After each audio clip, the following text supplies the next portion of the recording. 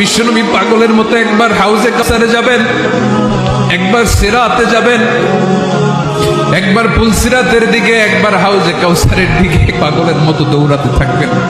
তার কোনো গুনাহগার উম্মত যাতে জাহান্নামে ঢুকে না যায়, সেদিন কেউ সুপারিশ করতে পারবে না বিশ্বনবী ছাড়া।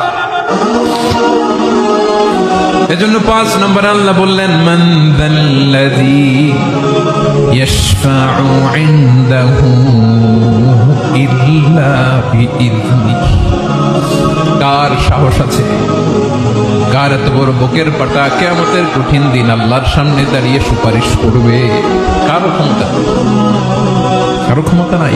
বিশ্বনবী সেদিন সেজদায় পড়ে উম্মতের জন্য কাঁদবেন, সবাই কাঁদবে, নফসি নফসি, আল্লাহ আমারে বাঁচাও, আল্লাহ আমারে বাঁচাও। বিশ্বনবী বলবেন, উম্মতি উম্মতি। বিশ্বনবী আমার জন্য কাঁদবেন, আপনার জন্য কাঁদবেন, আমাদের জন্য সেদিন কেঁদে কেঁদে জাহান্নামের দরজায় দাঁড়িয়ে আমাদেরকে টেনে টেনে জান্নাতে ঢুকাবেন। এজন্য এই বিশ্বনবীর ভালোবাসা যেন আমাদের হৃদয়ে ভরপুর থাকে। আমার ভাইয়েরা, প্রতি শুক্রবার বিশ্বনবীর উপরে বেশি বেশি যেন আমরা দুরূদ পড়ি। আমরা যখন বিশ্বনবীর সালাম দেই, দুরূদ পড়ি,